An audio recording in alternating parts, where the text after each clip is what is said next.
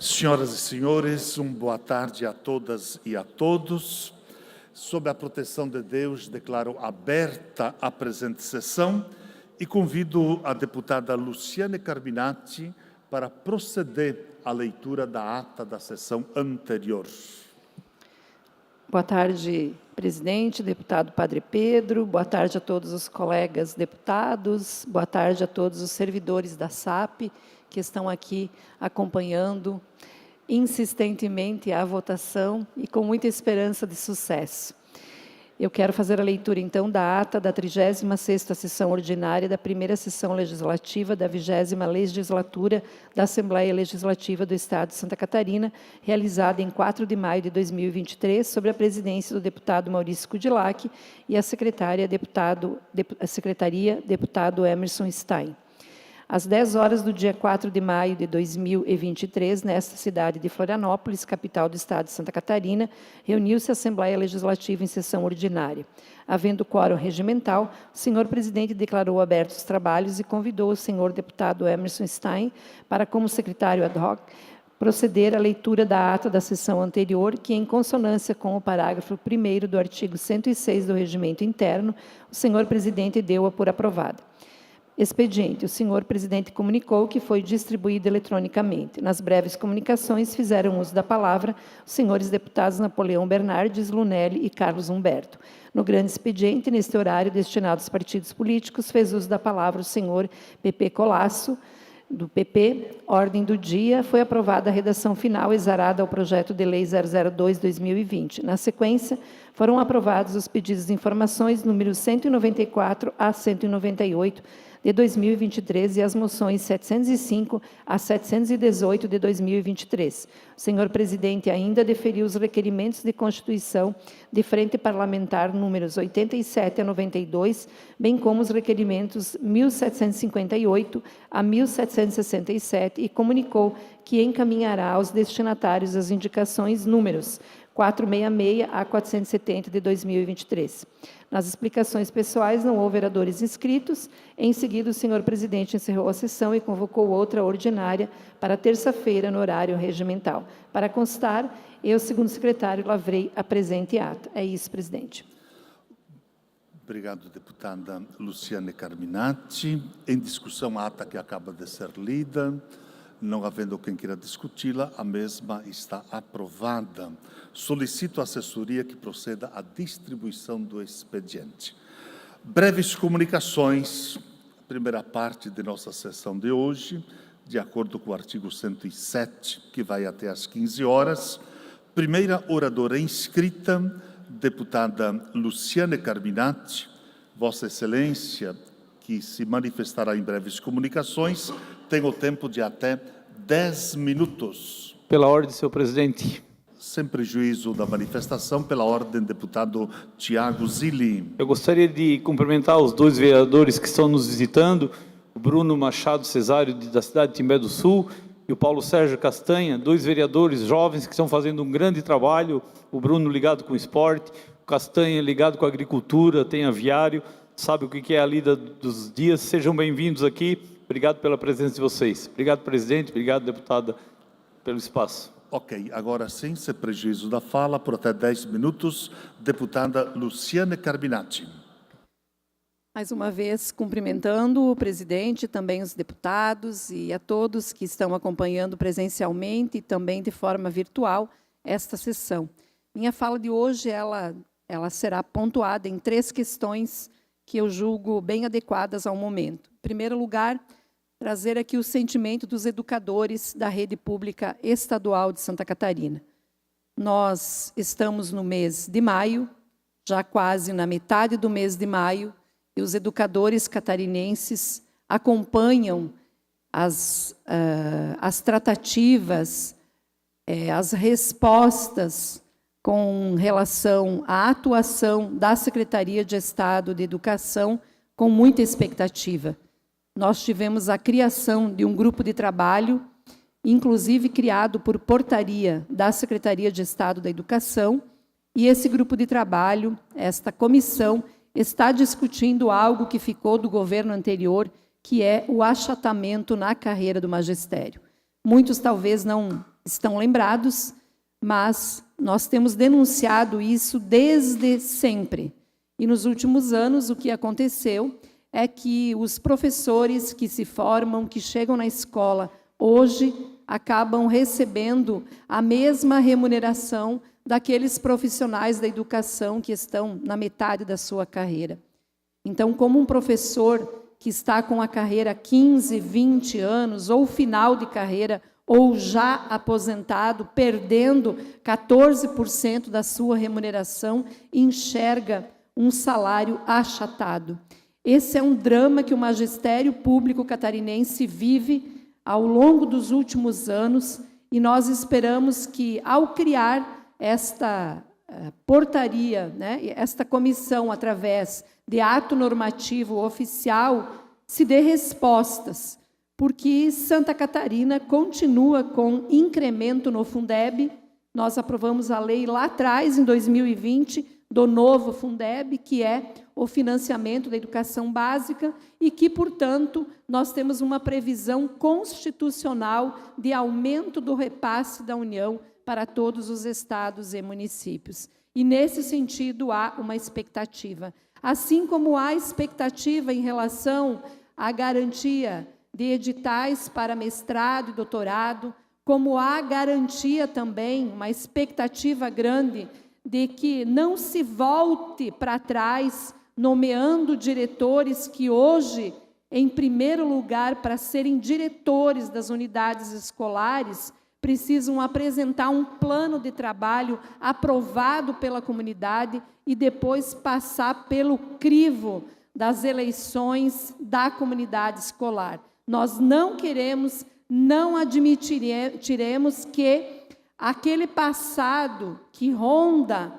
a imagem de muitos educadores sérios e comprometidos volte, quando deputados ou governadores olham a ficha de filiação partidária para dizer quem deve ser o gestor da escola. Nós avançamos muito nisso e esperamos que o atraso não venha. Então, esse recado eu quero dar, em primeiro lugar, aqui, para a educação de Santa Catarina. E aproveitar, quem quer conhecer melhor os números do estado de Santa Catarina, hoje, logo mais, às 17h, temos uma audiência pública de apresentação dos indicadores, das metas que estão ou não sendo cumpridas em relação aos 19 objetivos, digamos assim, do Plano Estadual de Educação. 19 compromissos com a educação catarinense, temos meta até o ano que vem. O que está sendo cumprido de forma parcial, total ou não será cumprido? Hoje, audiência pública virtual e presencial, aqui na casa, a partir das 17h, onde a comissão de monitoramento fará esta apresentação. E eu convido a todos e todas para que acompanhem. Bom, e vamos falar então de coisas boas, duas notícias muito boas vindo do nosso governo federal. Ontem nós tivemos aqui no estado a presença do ministro do Desenvolvimento Social, né, e de Combate à Fome. O ministro Wellington Dias, que foi governador do Piauí, um dos estados mais pobres da federação, veio para um evento do SEBRAE. E aí a primeira pergunta que a gente escuta, deputados, é: o que o Ministério do Desenvolvimento Social, que trabalha com políticas de transferência de renda, com os mais vulneráveis, com o Sistema Único da Assistência Social, tem a ver diretamente com o SEBRAE? Qual é a ligação? Pois bem, tem tudo a ver.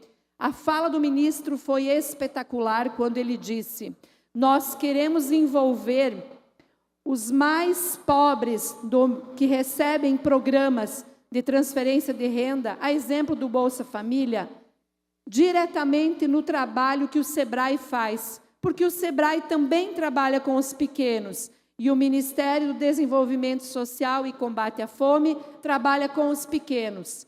E eu quero voltar para Santa Catarina e fazer com que, em função do nosso trabalho, muitos cartões do Bolsa Família sejam devolvidos. E devolvidos por quê? porque estão inseridos em programas de empreendimento individual, micro e pequeno empresário, ou seja, pegar essas pessoas, essas famílias, esses beneficiários e canalizá-los para a qualificação, para a formação, para que eles não precisem ter o Bolsa Família, que aqui em Santa Catarina também é grande, apesar de muitas vezes a gente achar que não tem pobres em nosso estado, nós temos e temos muito.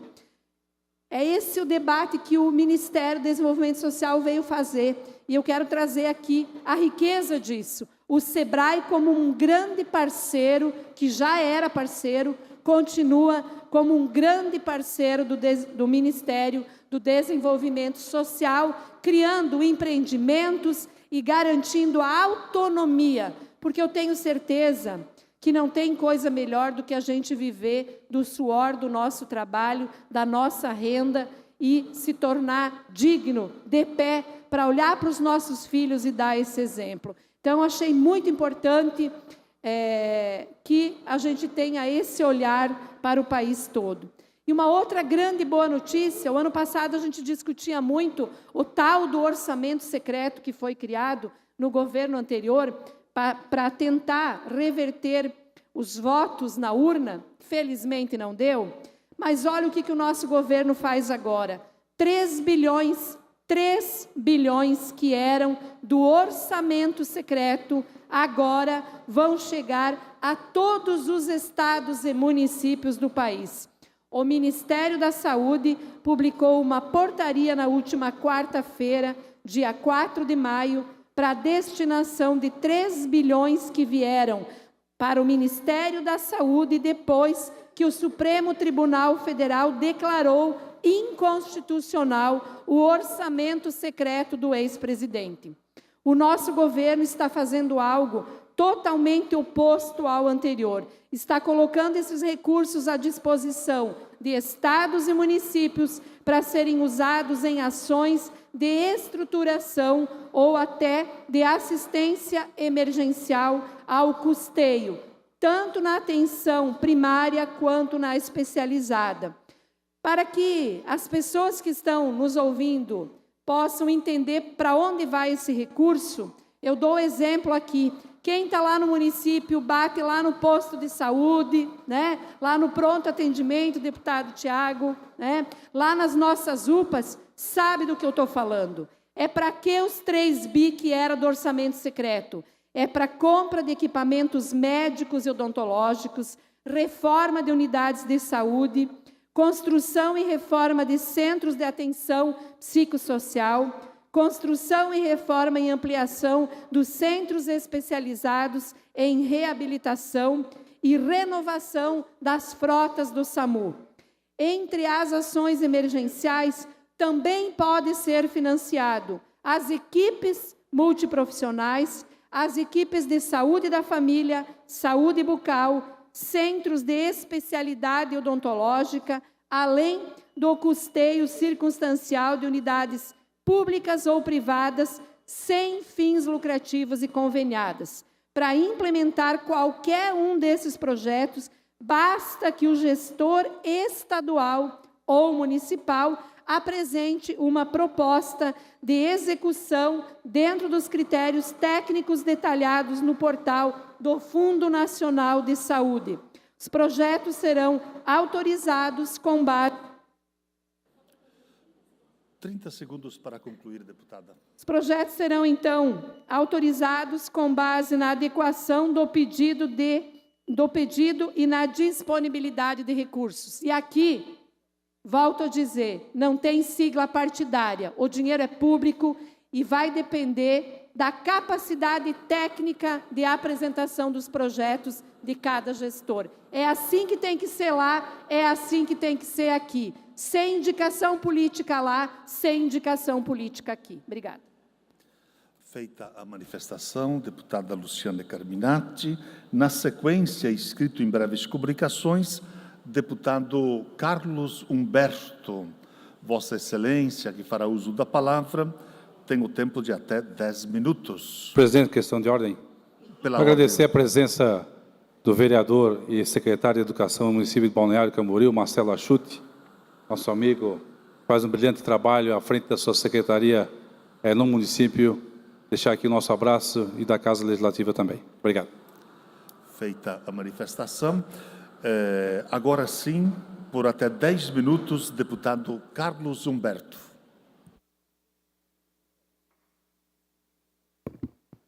Senhor presidente, Padre Pedro, nobres deputados, amigos que nos assistem aqui no plenário Palácio Barriga Verde, da internet, da TVO,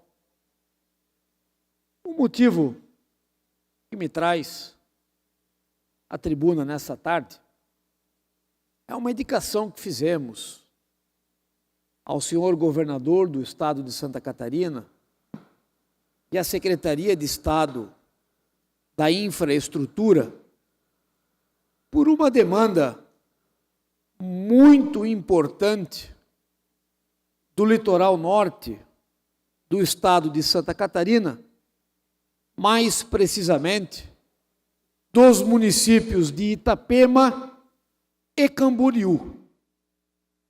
Na década de 60, quando foi feito o novo trajeto da BR-101, a BR-101 ela acabou cruzando Balneário Camboriú e Itapema pelo seu centro.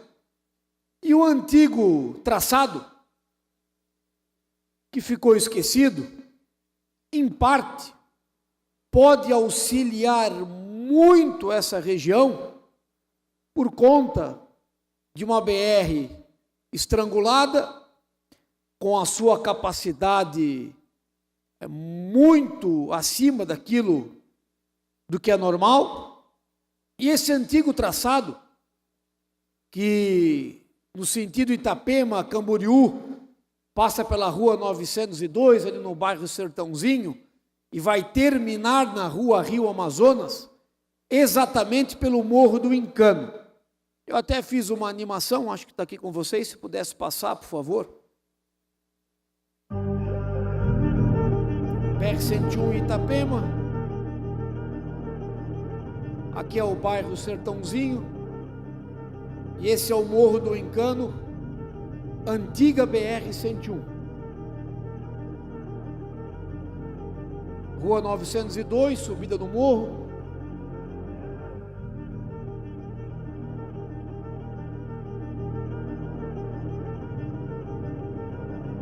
Você vai transitar por alguns poucos quilômetros numa estrada centenária até chegar no município de Camboriú, exatamente aqui na rua Rio Amazonas. Quem já precisou no verão ou em feriados, finais de semana, tentar passar por Itapema e Balneário Camboriú, vai ter um pouco de noção do que eu estou querendo dizer. A região ela está muito adensada e a BR-101 intransitável, dependendo de períodos de verão, feriados e finais de semana. E nós temos essa alternativa pronta, uma estrada centenária, que já foi a BR-101 no passado, isso mudou em meados da década de 60. Em Itapema, no bairro Sertãozinho, até a meia praia, até o centro da cidade, está tudo asfaltado. O deputado Emerson sabe do que eu estou dizendo. No município de Camboriú, a rua Rio Amazonas, ao centro de Camboriú, até a Avenida Santa Catarina, que liga com o Balneário Camboriú, tudo asfaltado. Faltam alguns poucos quilômetros no morro. E essa pode ser uma alternativa muito utilizada pelo catarinense, pelos nossos visitantes. Esse entroncamento Balneário Camboriú, Itapema, Costa Esmeralda, Litoral Norte, é o principal polo turístico de Santa Catarina. Nós recebemos muitos e muitos visitantes que se deslocam dentro da região. E se nós pudermos tirar esse trânsito de cima da BR-101, ganham todos. Ganha o nosso visitante, ganha o nosso turista, ganha o nosso trabalhador e ganha o usuário da BR-101. Neste sentido, fizemos essa indicação ao governador Jorginho e ao nosso secretário Jerry Comper e toda a sua equipe. Segundo o secretário me disse em reunião, ele rapidamente providenciaria as medidas necessárias para que a gente tenha esse estudo pronto no menor tempo possível e para que o governo do estado possa fazer esse investimento em favor de Santa Catarina. É uma obra pequena, num curto espaço, de pequeno investimento, mas de grande impacto, Sargento Lima, trazendo muita melhoria para o litoral norte do estado de Santa Catarina. Foi essa a indicação que fizemos. Fomos muito bem recebidos e agora esperaremos o tempo necessário para que isso se torne um projeto e, no menor tempo possível, se torne uma obra que virá em favor do estado de Santa Catarina. Era isso, senhor presidente. Obrigado. Feita a manifestação, deputado Carlos Humberto. Na sequência, inscrito para falar, deputado Sargento Lima, Vossa Excelência, que fará uso da palavra em breves comunicações, terá o tempo de até 10 minutos.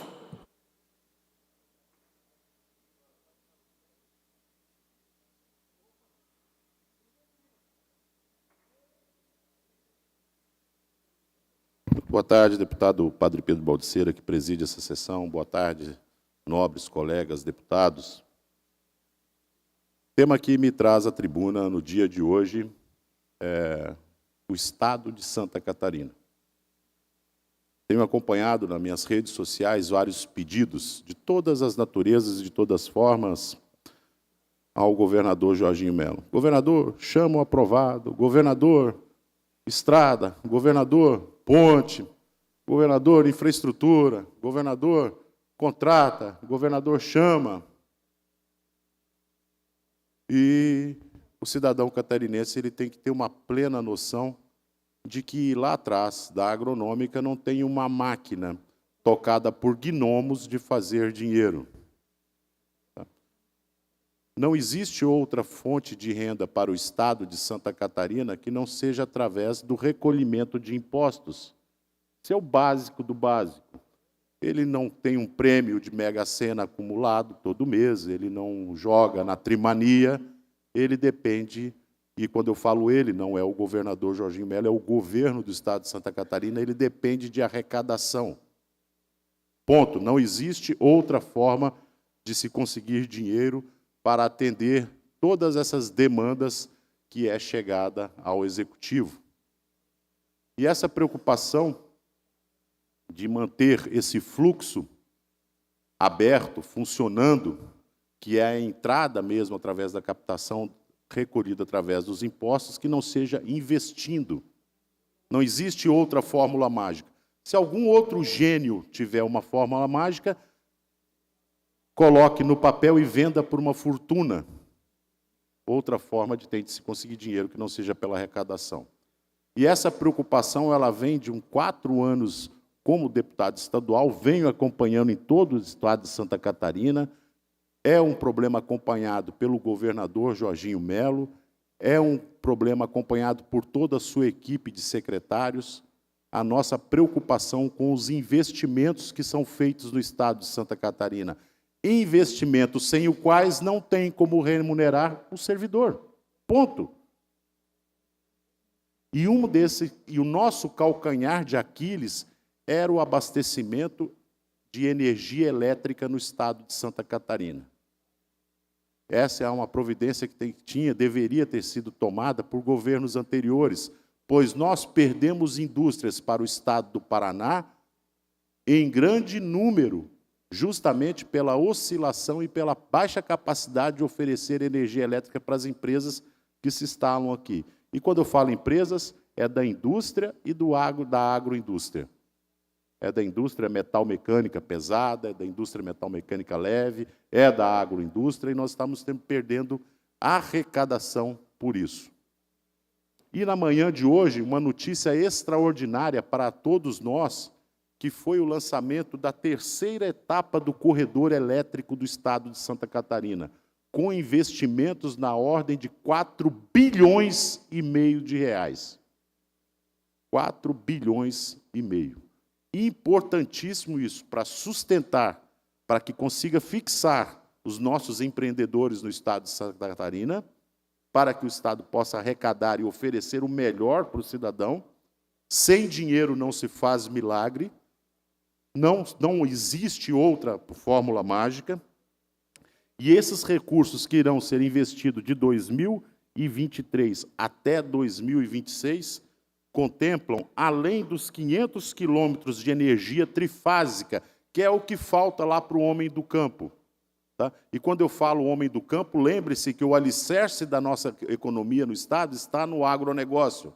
Sem ele, fecha. Sem ele, não roda a folha de funcionalismo. Sem ele, bate coluna e o estado cai. Pronto, essa é a realidade daquilo que pode acontecer no estado de Santa Catarina. Acontecerão ainda, com a disponibilização desse importante recurso no valor de 4,5 bilhões, 41 ampliações de subestações que já são existentes. 41 que já existem, elas serão ampliadas. A criação de novas 20 subestações. Mais de 10 eletropostos para abastecimento de automóveis, ou seja, nós vamos conseguir trafegar com carros elétricos ou híbridos do norte do estado até o sul do estado e do litoral até o extremo oeste. 1,9 bilhão em alta tensão. Isso é o que mais nos importa mesmo, que nós queremos chegar lá na ponta. E a indústria, porque ninguém pensa que uma indústria, um sítio, uma fazenda não é uma indústria. Ela só não produz parafuso, ela produz leite, ela produz carne, ela produz soja, ela produz trigo. Só o produto é que muda, é uma indústria como qualquer outra. 1,6 bilhões em média e baixa tensão, 460 milhões em um parque gerador, 80 milhões em eficiência energética, 95 milhões em pesquisa, 150 milhões em medição inteligente e 80 milhões no projeto Conecta. Então, com grande alegria, na manhã de hoje, vimos o lançamento dessa terceira etapa, que é importante para o empreendedor no estado de Santa Catarina, aquela pessoa que não se sente confortável no seu lugar e levanta de manhã cedo e vai gerar emprego, e através desses empregos gerados vai haver renda para o estado, e através dessa renda vai haver o recolhimento de impostos, e daí sim vai se ter dinheiro para trabalhar, para poder contratar, para poder concursar, para poder fazer obras estruturantes importantíssimas para o estado. Não se iludam que existe outra forma de se capitanear recursos que não seja através da tributação. E Santa Catarina ela já está sendo prejudicada pela falta de energia elétrica no campo e na cidade. Zonas industriais que seriam para ser construídas aqui nos nossos parques industriais, as nossas cidades, o estado de Santa Catarina, migraram para estados vizinhos. Isso é preocupantíssimo. Isso é muito preocupante. Agricultores estão vendendo as terras aqui e indo para outras regiões onde tem o abastecimento. Você está lá com 5 mil litros de leite dentro de um resfriador que foi tirado da sua propriedade, ou que seja 500 litros de leite, cai a energia trifásica, o resfriador termina e você é obrigado a jogar o teu lucro do seu dia inteiro fora, ralo abaixo, porque não pode aproveitar. Já pensaram o tamanho do transtorno que é isso? Você tem lá um lote de pintainhos, um aviário de 150 mil aves, e à noite falta energia e você joga 150 mil aves fora. Como que o Estado vai arrecadar sem energia elétrica? Essa preocupação deveria ter sido tomada por governos anteriores, mas há tempo, né? Foi uma das promessas de campanha, a gente se desdobrar em cima disso, para fixar o empreendedor no campo e na cidade. Então, eu quero parabenizar o chefe da Celesc, lá o presidente da Celesc, o Tarcísio, está fazendo um trabalho maravilhoso à frente dessa empresa.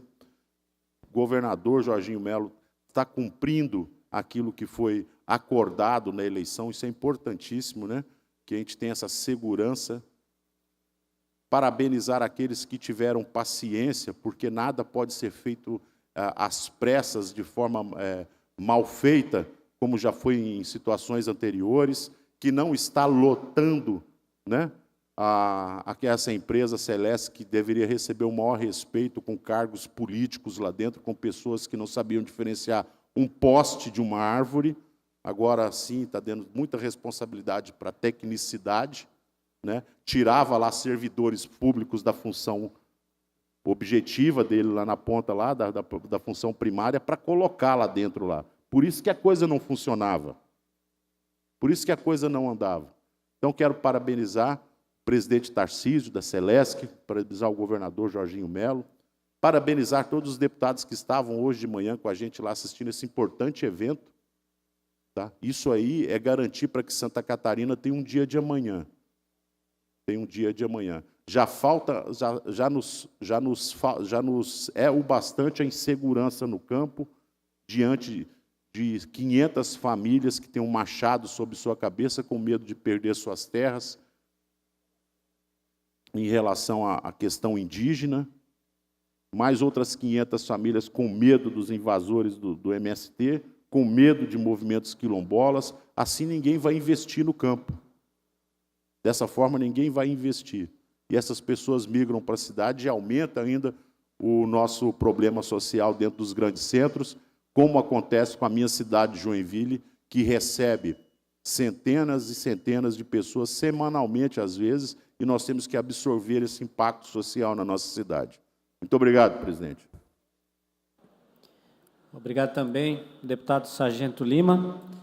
Inscrito aqui em breves comunicações, o próximo para a manifestação é o deputado Thiago Zilli.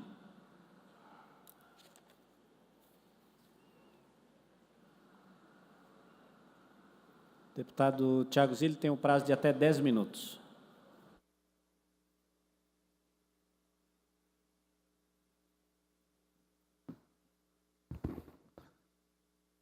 Boa tarde, senhor presidente, delegado Egídio. A satisfação poder ser presidida a sessão e falar com Vossa Excelência. Deputado Fabiano da Luz, deputado Sargento Lima, deputado, nosso amigo, deputado Sareta, Steiner, né, também estivemos junto hoje, as pessoas que nos assistem, todas as pessoas que nos acompanham e também as pessoas que estão no plenário. Meu assunto hoje que eu vim falar é sobre a comissão que nós presidimos hoje de manhã, dos assuntos municipais, e eu entendo o deputado Sargento Lima da questão do governo do Estado, e nós também queremos que o governo dê certo, que o governo possa ser ágil, que o governo precisa fazer uma avaliação, mas a população também já está pressionando por respostas, os prefeitos, os municípios, e a intenção nossa é a intenção de ajudar o governo, mas precisamos nos organizarmos. Mandamos um comunicado para os 295 municípios de Santa Catarina, brevemente vou ler para vocês poderem entender. Excelentíssimos senhores prefeitos e prefeitas, a Comissão Permanente de Assuntos Municipais da Assembleia Legislativa de Santa Catarina aprovou, na segunda reunião ordinária, realizada no dia 9 de maio de 2023, o requerimento e anexo que solicita informações referente aos convênios dos municípios catarinenses com o Estado de Santa Catarina. Sabemos que o início de uma nova gestão estadual surgem diversas preocupações dos novos prefeitos e prefeitas relacionados aos recursos destinados aos municípios que se encontram pendentes de licitação, execução, com obras iniciadas, paradas e ou com saldo a receber do Estado de Santa Catarina.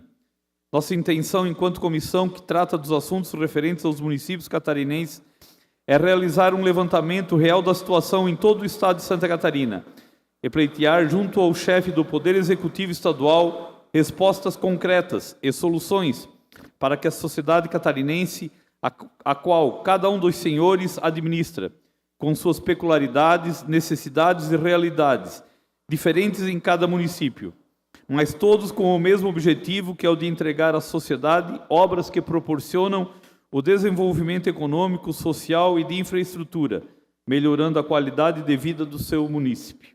Solicitamos atenção especial ao pedido e, se possível, no prazo de 48 horas, nos darem um retorno para que possamos, o mais rápido possível, pautar o assunto às nossas atividades parlamentares. Atenciosamente, deputado Tiago Zilli, presidente da Comissão dos Assuntos Municipais. O que nós pedimos, as informações aos municípios, foram 4 itens. O primeiro, o município possui um processo de transferência de recurso com autorização por portaria publicada, mas sem termo de início do processo de licitação.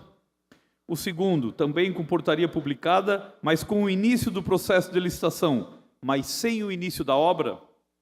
O terceiro, o município possui um processo de transferência dos recursos com autorização por portaria publicada, licitação homologada, obra iniciada e primeira ou demais parcelas pagas pelo governo do Estado. Qual a situação das obras já iniciadas, o valor total da transferência, o valor da parcela executada e o saldo devedor a receber do Estado.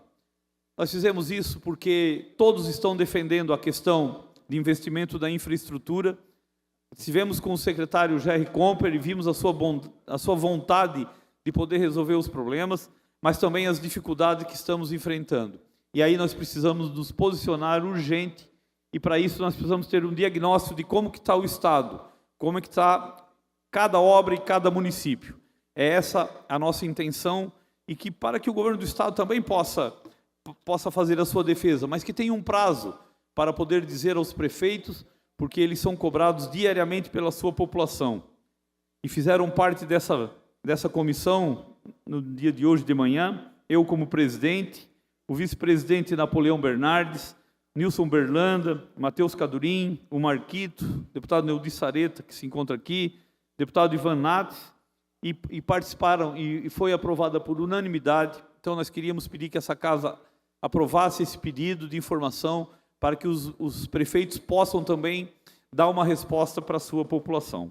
Esse é a nossa maior intenção nessa data de hoje, de a gente vir falar sobre isso, porque as obras estão para acontecer e a obra do município, o deputado Napoleão, hoje de manhã, fez uma explanação muito crítica, mas com muita paixão, porque quem já foi prefeito sabe da cobrança que a população faz, e depois de uma obra iniciada, aí o prejuízo pode ser muito grande para o Estado, para o município e para a população.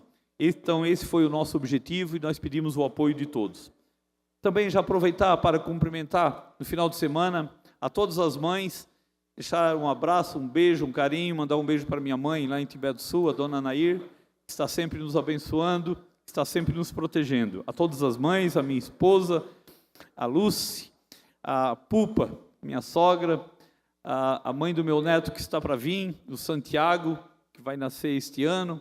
Então, estamos muito contentes, queria desejar a todos que Deus abençoe a cada mãe. Estivemos participando hoje também do lançamento, lá no Centro Administrativo, do investimento do Governo do Estado, como o deputado Sargento Lima falou há pouco, investimento da Celesc na ordem de 4,5 bilhões de reais, importante, 500 quilômetros de rede trifásica que o Estado precisa, é um momento importante. E também, estou vendo hoje nosso plenário aqui lotado, do pessoal do ATEMP, da Associação dos Temporários, dos Servidores Temporários, e nunca me manifestei sobre isso, porque a gente ouve bastante a questão da inconstitucionalidade, da questão de, às vezes, o poder público não poder resolver a situação, mas eu acredito que, acima de tudo, a sociedade catarinense ela precisa de proteção. A gente sabe do trabalho de vocês, e eu estava me lembrando dos tempos da faculdade, que um professor me disse assim, uma frase de Eduardo Couturi: lute pelo direito, mas quando o direito confrontar com a justiça, lute pela justiça.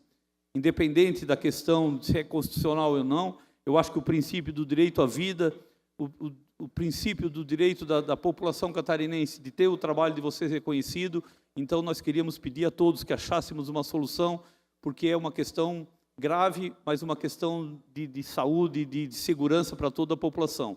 Acredito que vocês vão ter o apoio de muita gente aqui, porque a população sabe da importância do trabalho de vocês. E só agradecer ao presidente e agradecer a todos que nos acompanharam nesse dia de hoje. Muito obrigado, senhor presidente.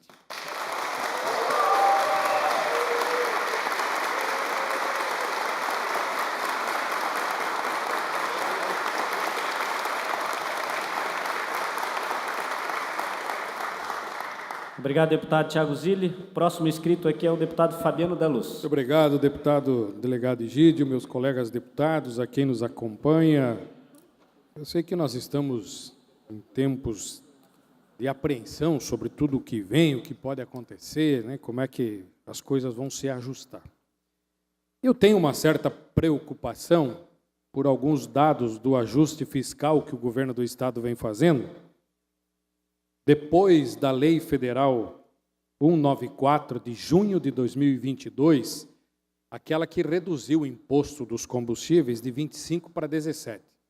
Isso fez o governo reavaliar e fazer alguns ajustes fiscais, ou seja, alguns cortes de despesas. Porém, nós estamos falando aqui de algumas incoerências.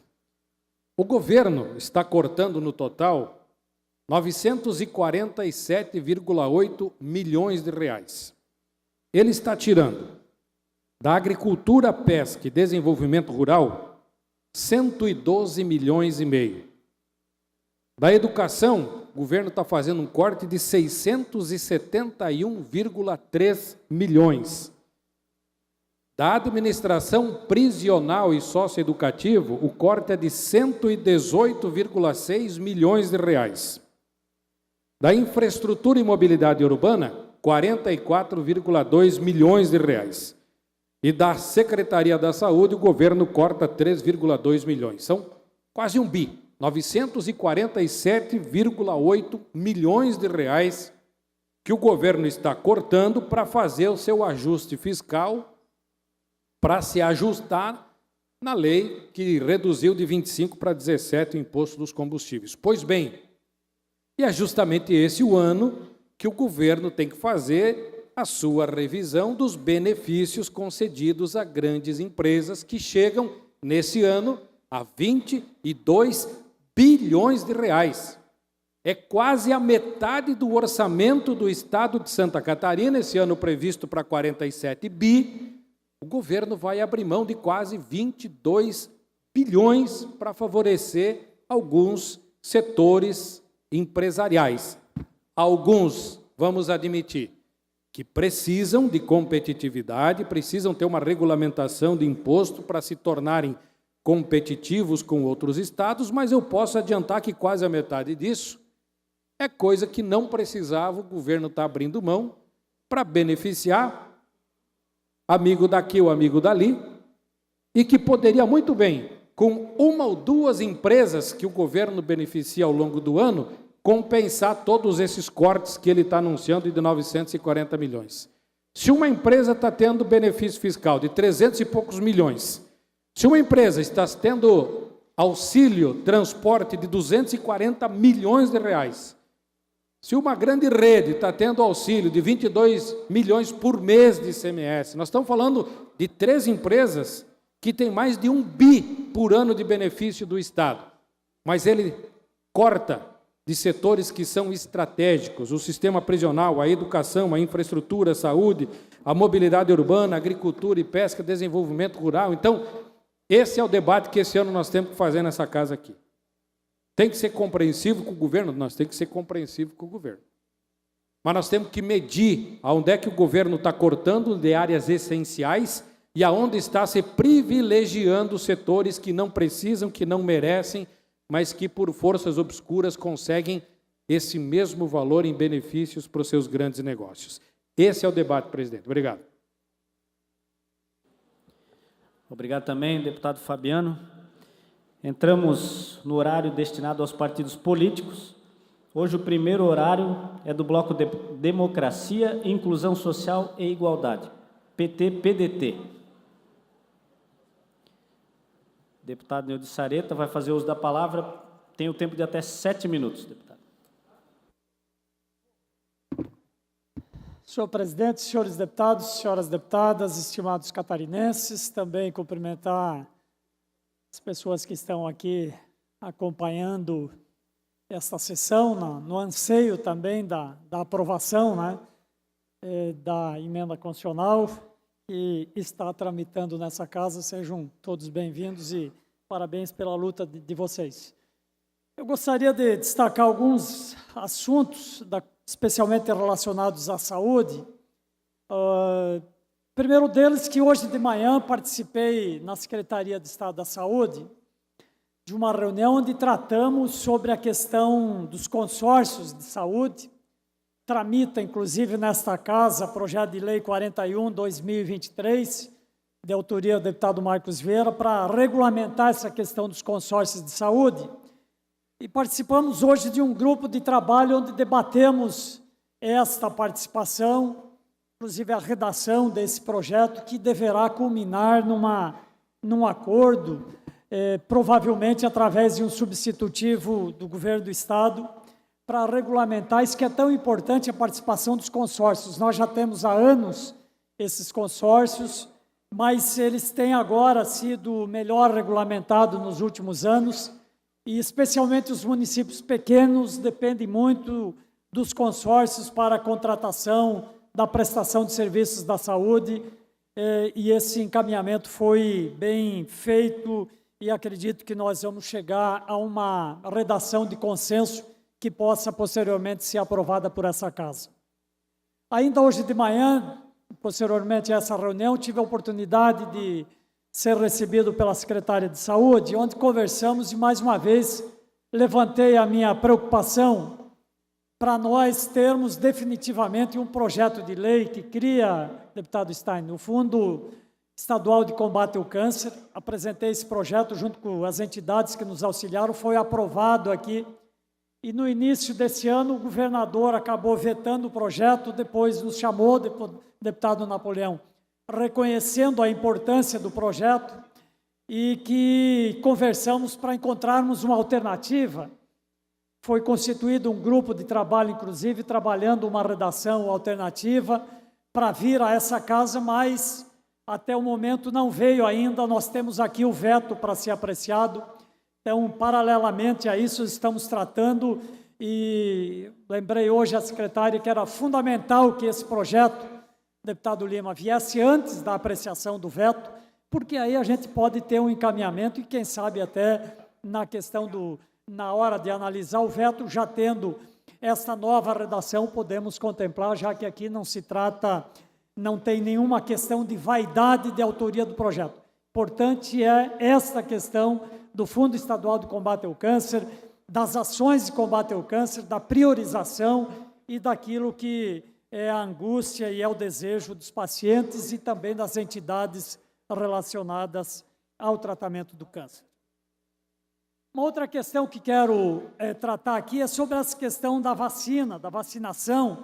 O governo do Estado divulgou o balanço do dia D de vacinação contra a gripe, que aconteceu no último sábado, e apesar de uma ampla mobilização e divulgação, apenas 25,92% procuraram a vacina, bem abaixo da meta dos 90%.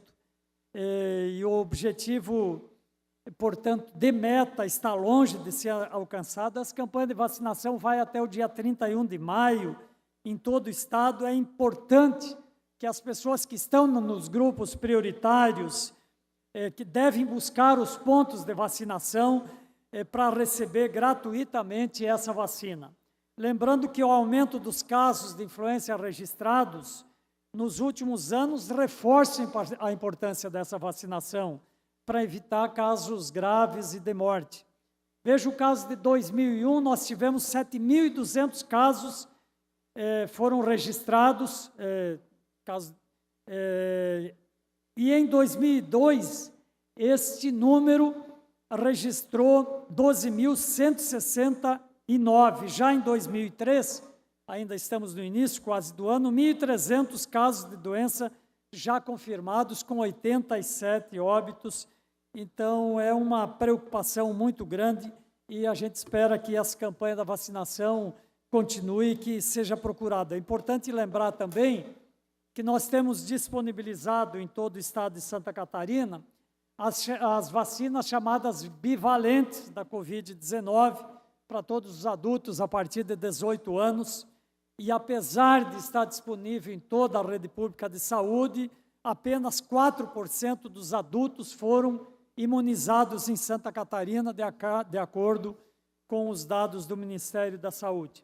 Lembrando que essa vacina bivalente, ela tem objetivo de fornecer a proteção extra contra a variante Ômicron da Covid, e uma vez que os primeiros imunizantes no combate à pandemia, conhecidos como monovalentes, fornecem proteção menor proteção referente a essa variante, por isso é importante. Lembrar também que vacinas diminuem as internações hospitalares e Santa Catarina está, deputado Marquito, com 96,75% dos leitos de UTI ocupados. A maioria das internações são motivadas por doenças respiratórias e a dengue. A região de maior ocupação, Foz do Itajaí, está 100%, deputado Egídio, de ocupação, nenhum leito disponível. E em seguida do Vale do Itajaí, o Grande Oeste, Vale do Itajaí, 99,46% e Grande Oeste, 98,82%.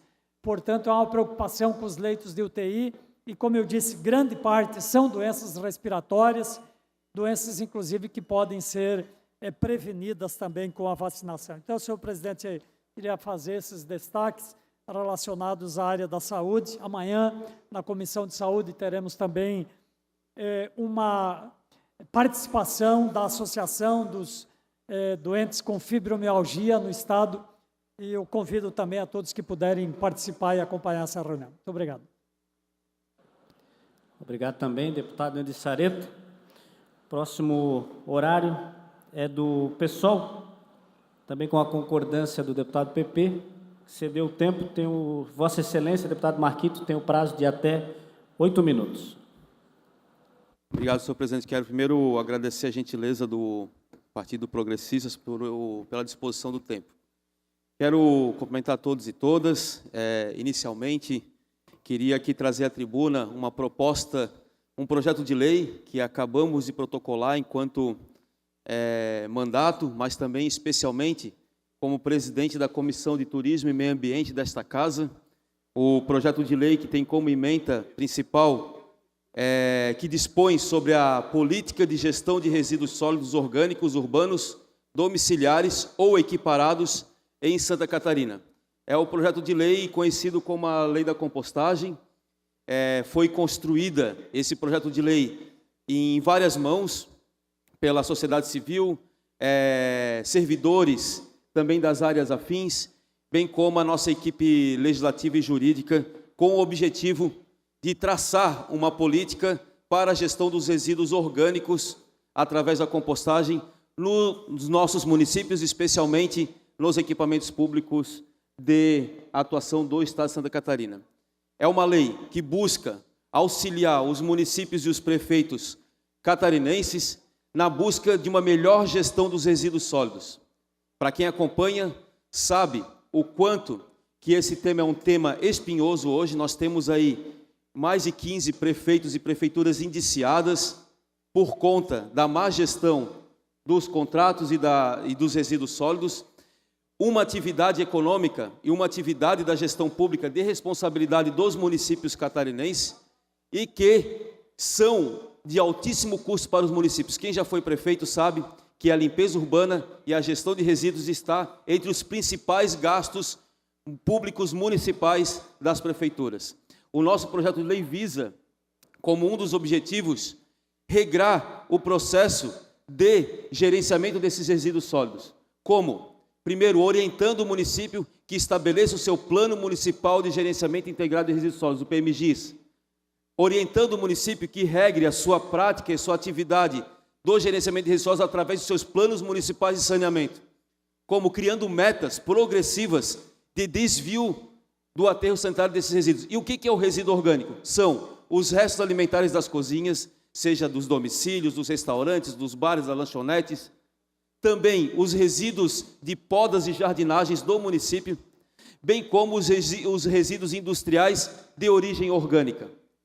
Esses resíduos, em geral, são praticamente 50% do volume total dos resíduos gerados nos municípios. A nossa lei também cria uma obrigatoriedade sobre os equipamentos públicos estaduais de fazerem a sua gestão de resíduos orgânicos, valorizando esses resíduos, bem como cria mecanismos pedagógicos e educacionais para que essas atividades sejam também atividades de educação ambiental. Quero dizer que essa legislação ela pode colaborar e contribuir enormemente para uma crise profunda que passam muitos municípios catarinenses por conta do quanto ficam reféns de apenas um equipamento chamado aterro sanitário e que muitas vezes, por falta de alternativas ou estabelecer políticas de metas para essa reciclagem, acabam ficando altamente refém desse equipamento. E aí a gente tem o que nós temos aí, neste caso, a Operação Mensageiro, que vem falando desses instrumentos contratuais com os aterros sanitários no nosso estado. Quero dizer que essa lei é uma lei que vai colaborar enormemente, pode gerar trabalho, emprego e renda nos municípios, promovendo as pequenas empresas que fazem compostagem, promovendo os modelos de gestão comunitária de resíduos orgânicos, gerando trabalho, emprego e renda nas comunidades, incentivando a compostagem doméstica, trazendo as universidades, sejam elas privadas, sejam elas do sistema CAF, seja da UDESC, que tem um programa de compostagem referência no Brasil e no mundo, seja da Universidade Federal de Santa Catarina, que tem referência de um programa de compostagem no Brasil e no mundo. Então, quero dizer que nós temos todas as condições necessárias para estabelecer uma política que valorize esses resíduos orgânicos, que cria mecanismos na relação dos municípios com os processos contratuais do aterro sanitário e que cria e estabelece mecanismos de geração, trabalho, emprego e renda e processo de educação ambiental, valorizando esses resíduos. E mais, ao invés desse material e todo ser perdido no aterro sanitário, ele vai ser transformado em humus, em terra, em composto, fixando carbono, melhorando as condições ambientais, sendo matéria-prima para uma agricultura de base ecológica, recuperação de área degradada e assim por diante. Quero dizer que a nossa equipe se empenhou integralmente nessa matéria, um projeto robusto. Sugiro que todos os deputados tenham um tempo para poder apreciar a matéria e que a gente aprove o quanto antes para elaborar e promover esse novo paradigma da gestão de resíduos, valorizando essa gestão dos resíduos orgânicos no nosso estado, especialmente nas nossas cidades catarinenses. Quero pedir o apoio dos senhores deputados para que eles tramitem e que qualquer dúvida sobre a matéria, a motivação do legislador, no caso do nosso mandato, está totalmente à disposição para sanar essas dúvidas e que a gente faça disso uma referência do parlamento catarinense, inclusive influenciando outros parlamentos estaduais no Brasil para a valorização dos resíduos orgânicos e uma melhor gestão e gerenciamento dos resíduos sólidos para as cidades catarinenses e que vire uma referência para os outros estados da Federação Brasileira. Acredito que os colegas vão apreciar com a responsabilidade e a qualidade que merece essa matéria, dando uma resposta para toda a sociedade catarinense em relação à questão dos resíduos sólidos. Quero, por fim, ainda no meu tempo de partido, dizer que estive hoje reunido com a presidente do IMA em relação ao processo das duas rodovias estaduais, a SC 108 e a SC 281, que na mídia tem saído que a paralisação das obras tem uma responsabilidade pela ausência de licenças ambientais e que este processo estava paralisado no IMA. A minha conversa com a presidente do IMA foi no sentido de que não, esse processo já foi orientado para o IMA, para a Secretaria de Infraestrutura, e que eles precisam dar um retorno, especialmente sobre dois programas. O programa de passa-fauna, em duas etapas da obra da 281 e da obra do 108, ou a Secretaria de Infraestrutura do Estado de Santa Catarina, respondendo estas informações solicitadas pelo IMA, o processo já está, inclusive, o processo de supressão de vegetação, que era o mais complicado, já está superado, porém, para a licença, que precisa ser uma licença prévia para instalação das obras, ela precisa ser liberada a partir do programa de passa-fauna e de manejo da fauna em dois pontos, tanto da SC 108 quanto da SC 281. Resumindo, agora a Secretaria de Infraestrutura do Estado enviando essa resposta ao IMA essas obras e essa licença está liberada para a realização dessas obras que é tão importante para aquelas regiões dos municípios. E, por fim, quero também aqui pedir atenção aos deputados. A gente entra aí na semana do Dia das Mães. Quero saudar a minha querida mãe que está aqui acompanhando pela primeira vez a nossa sessão, junto com meu pai. É uma alegria poder dividir esse espaço aqui também com ela e trazê-la, mostrar que é possível fazer uma política de forma limpa, sincera, amorosa e também buscar representações para que a gente tenha aí uma vida com...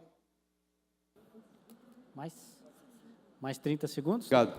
Para que a gente tenha aí também muita amorosidade nesse processo de fazer política. Não é um trabalho fácil, não é uma atividade fácil, a nossa atividade partidária, a nossa atividade parlamentar, mas que com generosidade, com amorosidade, com referência como uma mãe que eu tenho, a dona Ana, com certeza tudo fica mais fácil. Então, saúdo a minha mãe, saúdo todas as mães catarinenses e que tenhamos aí um dia, do Dia das Mães, muito valoroso para todos nós. Obrigado. Muito obrigado, deputado Marquito. O próximo horário é do bloco Podemos, Republicanos e Novo. O horário seguinte é do PL.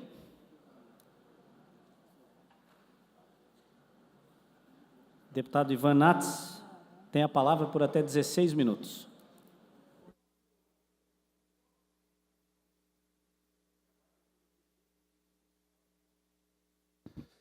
Senhor presidente, nosso querido deputado Egídio, nossos senhores deputados que nos acompanham aqui na plenária da Assembleia Legislativa, parabéns pela luta de todos vocês aí. Quem não luta não é digno, né, de receber a glória. Portanto, vocês estão de parabéns por lutar pelo aquilo que vocês acreditam. Eu queria, antes de fazer um comentário específico, mostrar para vocês um vídeo que eu acompanhei ontem pela rede social, no site da Jovem Pan, para que a gente possa depois conversar sobre isso com mais clareza. Por favor.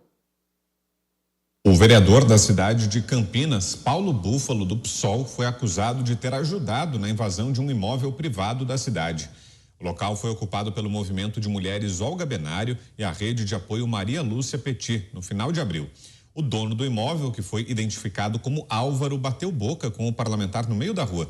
Abandonado, lixo que estava aqui sendo guardado foi retirado dali. Totalmente abandonado o imóvel. O senhor é um vagabundo. O senhor está desrespeitando. Vagabundo. O senhor vai repetir isso. Vagabundo. Na frente da autoridade policial, o senhor vai repetir. A hora isso. que ele chegar aqui, então o senhor vai repetir. O senhor vai repetir. Isso é desacato. Vamos ver. Lixo. Em vez de estar trabalhando pela cidade, você está fazendo esse tipo de coisa. O senhor vai ter que responder por isso. Será responder? Então vai responder. Seu bosta. Lixo. O senhor é um lixo. Eu imagino que essa parcela da sua laia ache isso de mim mesmo. E esse referencial não me preocupa, não. Da onde vem não me preocupa, não. Seu bosta. Usando carro público. Dinheiro público para apoiar esse tipo de movimento. Para apoiar o movimento. Você recebe salário, pago, LPTU que eu pago naquele imóvel. O movimento trazendo dignidade para a luta das mulheres na cidade. Essa que é a lógica. Excelente. Essa que é a lógica. Me chamaram e eu vim apoiar. Ótimo. É isso aí. Você não é eleito para esse bando de marginal aí. Eu sou eleito para cuidar das políticas públicas da cidade. Bom, em resumo, o movimento Sem Terra, que lá se chamou Movimento das Mulheres atingidos por não sei o quê, incentivado pelo vereador da cidade de Campinas, invadiu propriedade privada de propriedade desse senhor, que, aliás, eu tenho que elogiar a calma desse sujeito, que eu não tenho esse tipo de... Eu não tenho esse tipo de coisa, né? Essa calma que esse cara teve. Porque quem invade propriedade privada é criminoso. O movimento MST é criminoso. Só existe porque nesse país não tem lei, não tem ordem, E muitas vezes a justiça deixa de dar resposta, porque se invadir uma casa hoje de alguém, não pagar aluguel, ou se apropriar de propriedade privada, às vezes o proprietário fica 3, 4, 5, 10 anos na justiça, lutando para tirar um vagabundo, que desculpa que eu não gosto de usar essa expressão, que invade propriedade privada. Esse cidadão, esse vereador lá de Campinas, é verdadeiramente um lixo, porque incentiva invasão de propriedade privada. O movimento sem terra é um movimento criminoso. Invadir propriedade privada é crime. E esse tipo de movimento só acontece num país subdesenvolvido como o nosso. Porque quem comete crime devia estar na cadeia. A polícia militar devia agir imediatamente quando é invadida uma propriedade particular. O sujeito tem o edifício dele, paga o IPTU dele, paga os impostos dele. E ele tem direito de deixar fechado quando ele quiser. E se o Estado quiser o imóvel dele, tem que desapropriar, tem que pagar o valor adequado. E o Estado não pode fomentar a ocupação de propriedade privada. O Estado tem que combater o movimento sem terra, que de sem terra a gente sabe que não tem nada. Por isso a CPI, que foi aprovada para ser instalada no Congresso Nacional, tem que mostrar o que é o movimento sem terra. Tem que mostrar do que vive, quem financia, quem alimenta, quem instrumenta, quem permite que a ocupação de propriedade privada continue existindo nesse país. Eu espero sinceramente que a CPI possa passar esse movimento criminoso de invasão de propriedades privada limpo. É a grande oportunidade que o país tem de mostrar o que é o movimento sem terra. O que são essas pessoas que são induzidas a invadir propriedade privada. E político que alimenta invasão de propriedade privada é lixo e é criminoso. Por isso a gente tem que dar guarida a pessoas como esse senhor aí, que enfrenta na cara, que diz na cara o que essas pessoas merecem. Só existe invasão de propriedade privada no Brasil porque esse é um país em que as leis não funcionam. Porque se funcionasse, o pau tinha que comer. Meia dúzia de propriedades, meia dúzia de pessoas que se dizem sem terra, invadiram uma área nobre aqui no canto da lagoa. Os proprietários se reuniram, sentaram o cacete, tocaram foguetes. Vê se ficou um. Vazou tudo, desapareceu, foi cada um para a sua casa. E é isso que a gente tem que fazer. Tem que sentar o cacete, botar a polícia em cima de quem invade propriedade privada. Sargento Lima. Deputado Ivanates, que orgulho de ter um deputado que segue essa linha nas fileiras do meu partido. Essa CPI do MST, ela vem para revelar algo muito importante. O próprio José Rainha, que era o líder desse movimento no Brasil, ele andava pelo Estado, segundo investigações, cobrando propina de proprietários para não terem suas terras invadidas, chantageando, cobrando propina. O movimento sem terra, o MST, ele não possui CNPJ, justamente para não ter quem você conseguir colocar ali dentro um carimbo de quem realmente está fazendo isso. Nós estamos vivendo agora um momento mais caótico. É a questão dos quilombolas, é a questão do indígena no nosso estado de Santa Catarina, que está atingindo mais de 500 famílias aqui no estado. É a questão do MST. E o que vai acontecer com a gente quando a gente olha para Brasília e vê aquela nuvem escura pairando em cima dela agora? É a certeza de que um dia nós podemos estar lá no lugar desse cidadão, no lugar desse homem ali, porque todos nós temos a nossa casa, todos nós temos a nossa propriedade. Nós podemos estar no lugar dele amanhã. Essa é a consciência que todos que estão nos assistindo agora e que reverbera essas suas palavras por todo o estado de Santa Catarina tenham. Amanhã você é a vítima. E se você falar não, ainda corre o risco ainda de colocar forças policiais agindo contra nós mesmos. E nós já vimos isso acontecer. Essa é a política da esquerda. É colocar o preto contra o branco, é colocar o pobre contra o rico, é colocar o católico contra o evangélico, é dividir para conquistar. É isso que estão fazendo no Brasil. E boas palavras, isso só acontece em um país subdesenvolvido.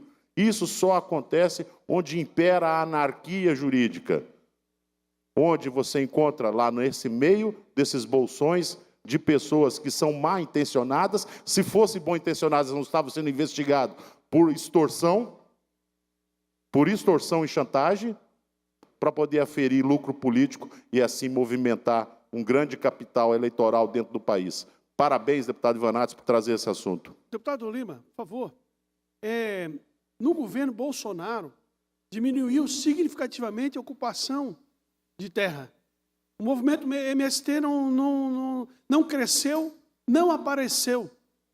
Nos últimos 4 anos, a ocupação de terra no Brasil, não só de terra rural, mas de terra urbana também, foi diminuída significativamente, porque a ordem do governo era que essa política de invasão de propriedade privada fosse combatida no cacete. Essa era a ordem do governo de direita, de não alimentar esse tipo de coisa. E agora, com 4 meses de governo de esquerda, a gente já começa a ver os movimentos aparecerem. Você viu ali o número do movimento, deputado Lima? 135% cresceram as invasões no país nesses últimos 4 meses. Olha só, deputado Lima, o movimento Mulheres Vítimas de Violência. Mulheres vítimas de violência se julgam no direito de invadir propriedade privada. Tá? Então, esse é um negócio que não tem lógica. Eu vou ficar aqui, junto com Vossa Excelência, junto com o Partido Liberal, junto com a direita conservadora de Santa Catarina, lutando em defesa da propriedade privada.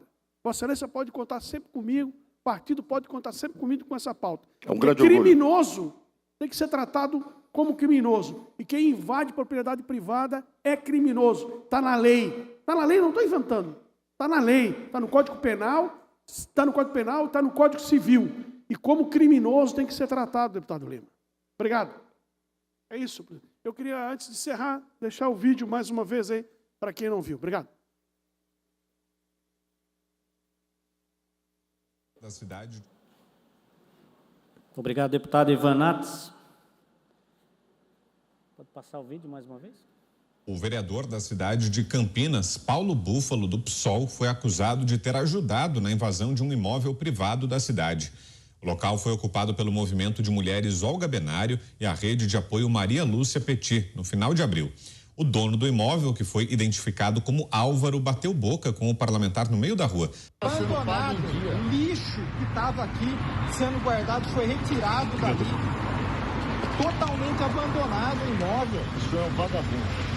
O senhor está desrespeitando. Vagabundo. O senhor vai repetir isso. Vagabundo. Na frente da autoridade policial, o senhor vai repetir. A hora que ele chegar aqui, então o senhor vai repetir. O senhor vai repetir. Isso é desacato. Vamos ver. Lixo. Em vez de estar trabalhando pela cidade, você está fazendo esse tipo de coisa. O senhor vai ter que responder por isso. Será responder? Então vai responder. Seu bosta. Lixo. O senhor é um lixo. Eu imagino que essa parcela da sua laia ache isso de mim mesmo. E esse referencial não me preocupa, não. Da onde vem não me preocupa, não. Seu bosta. Usando carro público, dinheiro público, para apoiar esse tipo de movimento. Para apoiar o movimento. Você recebe salário, pago, PTU que eu pago naquele imóvel. O movimento trazendo dignidade para a luta das mulheres na cidade. Essa que é a lógica.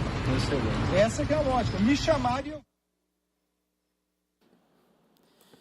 Tá aí, continuando aqui nos horários destinados aos partidos políticos, o próximo é do bloco Social Democrático, MDB, PSDB.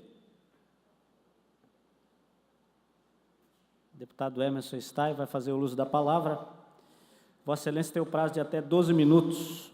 Se me permite fazer o registro também da presença dos colegas policiais civis nesta casa, nos orgulha muito. Integrantes do Simpol, doutor Flávio, vereador de Timbó, a Miriam e também o seu presidente Max. Grande abraço, obrigado pela presença de vocês. Deputado Emerson. Senhor presidente, deputado Egídio, mesa diretora, deputados presentes em plenário, aqueles que nos assistem pela TV UAU, todos aqui presentes no plenário, mais uma vez aqui, reivindicando e lutando pela sua causa. Eu sempre falo que toda causa é justa. Continue assim e, com certeza, alguém há de olhar para todos vocês, não tenham dúvida disso. Senhor presidente, tivemos hoje aqui na Assembleia Legislativa, onde foi lançada a frente parlamentar em defesa dos navios de cruzeiro, e fiquei muito feliz com a presença de pessoas importantes do setor, um setor que cresce muito a cada dia na nossa região, principalmente ali no litoral catarinense, onde hoje somente 3 municípios em Santa Catarina recebem navios de cruzeiro, um nicho do turismo que arrecada muito, faz com que a economia de Santa Catarina também receba provenientes desses cruzeiristas que aportam nas cidades, como Balneário Camboriú, Itajaí, Porto Belo. Para terem uma ideia, nessa temporada, Itajaí recebeu 25 paradas, Balneário Camboriú, 25 paradas navios, Porto Belo, 18 paradas navios, e cada cruzeirista que desce em cada cidade dessa, deixa no mínimo R$600 no município. E aí as associações dos artesãos ganham, o comércio local ganha, o turismo de Santa Catarina ganha, porque às vezes as pessoas vêm para um destino deste e vai a Santa Paulina, o turismo religioso, vai a Penha, no turismo do Beto Carreiro. Então, toda a região de Santa Catarina ganha. E hoje, alguns municípios também já se colocaram à disposição para começar a receber esse turismo de navios, que é, sim, um grande negócio turístico em Santa Catarina. Como, por exemplo, Florianópolis, que é a menina dos olhos, que não recebe parada e pode ser que receba já na próxima temporada um navio de teste. Município de Penha, município de Pissarra, São Francisco do Sul, Garopaba, Imbituba, Bombinhas.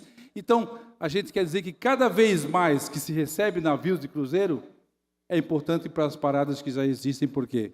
Porque eles fomentam o turismo e você tendo mais destinos, você consegue trazer mais paradas de navios para Santa Catarina. Então, foi tratado ali já desse lançamento, e nós já temos algumas demandas aí da frente parlamentar, onde nós vamos pedir uma moção de apelo aos nossos deputados federais que aprovem o projeto de lei que está tramitando na Casa Legislativa, na Câmara dos Deputados, porque o governo federal fez um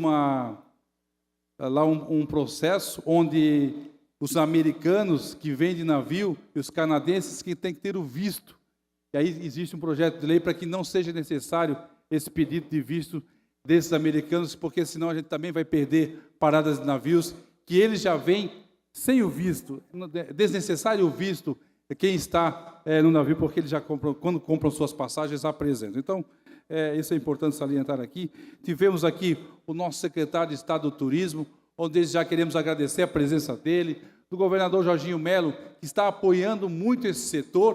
Por isso, evidenciamos aí essa frente parlamentar que vai trabalhar muito para que a gente consiga, também Porto Belo, que precisa ser o alfandegamento, outros destinos que precisam de apoio do governo do Estado, e com certeza o governador Jorginho Melo, o secretário de Turismo, Evandro Neiva, que aqui esteve presente, vai ajudar muito. E no dia de hoje tivemos aí uma matéria publicada na mídia catarinense, onde fala dessa matéria, uma matéria importantíssima, onde diz que Costa Cruzeiros promete triplicar os embarques de passageiros em Itajaí. E aqui fala de toda o mundo sobre os navios que vêm para a costa de Santa Catarina.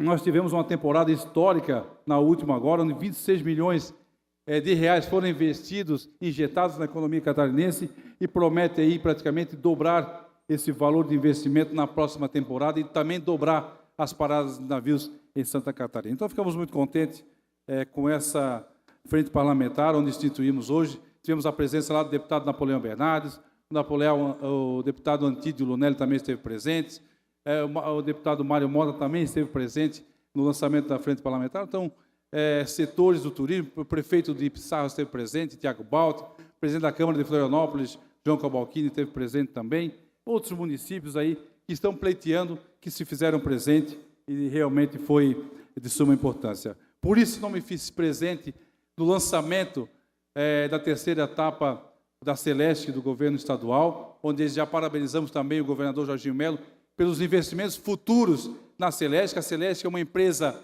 que é catarinense, é uma empresa que investe muito e com certeza os municípios vão ganhar com os investimentos que serão aí de 4 bilhões nos próximos anos até 2026. Então, parabéns ao governador Jorginho Melo. E para encerrar, senhor presidente, eu quero aqui,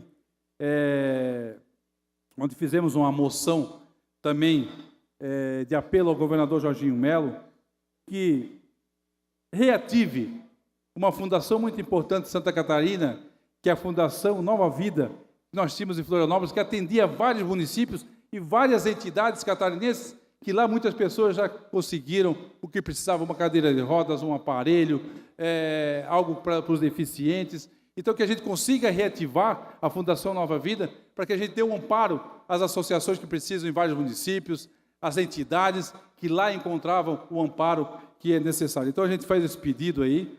A Fundação Nova Vida foi destituída pelo governo anterior, e a gente pede essa reativação. Ela foi fundada em 1991 e que funcionava lá anexo à Casa da Agronômica em Florianópolis, cuja atividade, apoia iniciativas comunitárias visando proteger a família, a criança, o adolescente e ao idoso. Então, a gente quer que essas ações que impulsionaram o desenvolvimento das primeiras damas do Estado de Santa Catarina volte aí através da Secretaria de Assistência Social do Estado, ou quem sabe a nossa vice-governadora tome a frente e reative a Fundação Nova Vida, que com certeza será um grande passo importante para as pessoas que mais necessitam no nosso Estado de Santa Catarina. O que eu tinha para hoje, senhor presidente, era isso. Muito obrigado. Muito obrigado, deputado Emerson. Próximo horário destinado aos partidos políticos é do Bloco União, PSD, PTB. Deputado Napoleão, Vossa Excelência tem a palavra pelo tempo de até 10 minutos. Caro presidente em exercício, deputado Egídio, caro deputado PP, a todos aqueles que nos acompanham.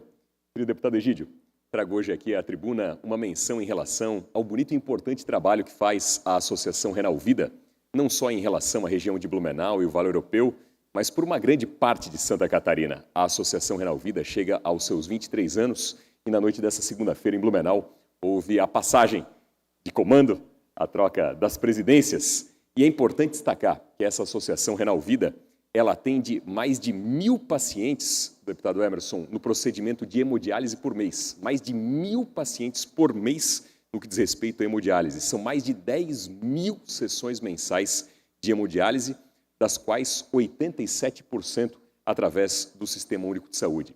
Um trabalho em que chama a atenção a humanização, o toque de carinho, o toque de afeto, além de todo o profissionalismo e zelo, além de todo o cuidado científico, além de todo o esmero altamente técnico de qualidade científica de todos os profissionais da saúde envolvidos, mas o toque humano, a sensibilidade humana é algo digno de registro. 75 municípios catarinenses são atendidos pela Associação Renal Vida, no âmbito do Vale Europeu e do Vale do Rio Tijucas, pelas unidades de Blumenau, Timbó e também de Brusque, na Foz do Itajaí, pela unidade de Itajaí, na região do Alto Vale, pela unidade de Rio do Sul e aqui na Grande Florianópolis, em parceria.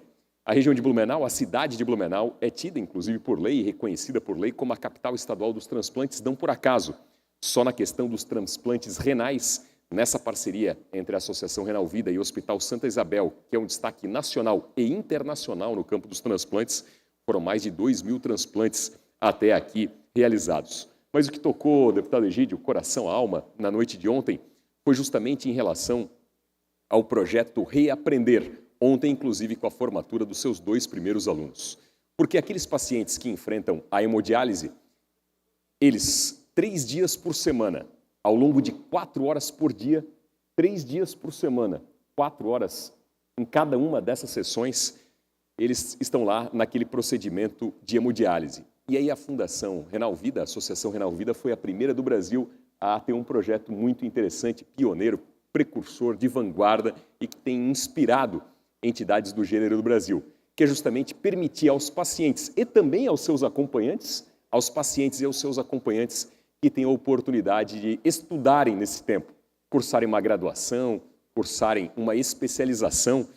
E hoje nós temos atualmente 75 pacientes que cursam ou alguma graduação ou alguma especialização enquanto passam pelo procedimento de hemodiálise. E na noite de segunda-feira, a primeira formatura alguém que se graduou, alguém que se formou aí na sua graduação enquanto fazia a sua sessão de hemodiálise. Casos que tocaram o coração, a alma, há casos de muitos pacientes, muito jovens e têm a oportunidade, portanto, da sua graduação ou da sua especialização enquanto fazem o procedimento de hemodiálise. É uma série grande de cursos ofertados e, inclusive, muitos profissionais da Renal Vida são voluntários a auxiliar da forma de mentoria ou de tutoria aqueles alunos pacientes. Isso me lembra meu período de prefeito, deputado PP, quando nós instituímos em Blumenau o programa de pedagogia hospitalar. Nós somos pais recentes, deputado Egídio, eu, deputado PP, e sempre fica aquela dúvida, aquela interrogação. E aqueles jovens, aquelas crianças ou aqueles adolescentes, especialmente aquelas crianças e adolescentes que têm internações prolongadas. Além de tudo, como é que fica o ano escolar deles e delas? Como é que fica o aprendizado deles e delas? Nós tivemos a oportunidade de instituir, no âmbito do Hospital Santo Antônio, naquele nosso tempo de prefeito, o programa de pedagogia hospitalar, justamente para não penalizar ainda mais aquelas crianças, aqueles adolescentes com internações mais prolongadas, casos de câncer, por exemplo. E houve momentos assim muito emocionantes de alunos que passaram alguns meses internados, deputado Sargento Lima, por ocasião de um câncer, e conseguiram acompanhar os seus colegas no ano seguinte e voltaram para a turma no seu colega sem ter perdido aquele ano. Isso é algo que toca o coração à alma. E ontem a mesma emoção voltou com esse projeto Reaprender, essa formatura que de fato é de algo muito inteligente. As pessoas estão lá na esperança do transplante, enquanto isso tem a hemodiálise 3 dias por semana, 4 horas em cada uma dessas sessões e tendo a oportunidade ali da graduação, da sua pós-graduação, é bonito realmente de se destacar. E a Renal Vida, deputado Egídio, teve recentemente a habilitação para atendimento em casos de doenças raras. Então isso é um feito muito importante para todo o Vale do Itajaí, já que a Renal Vida agora também tem essa habilitação. Atualmente são 120 pacientes que têm alguma doença rara e a Renal Vida tem essa capacidade. E lá, no âmbito da estrutura física, é importante de se dizer que é fruto de uma grande cooperação, de uma grande união de esforços do poder público, da iniciativa privada.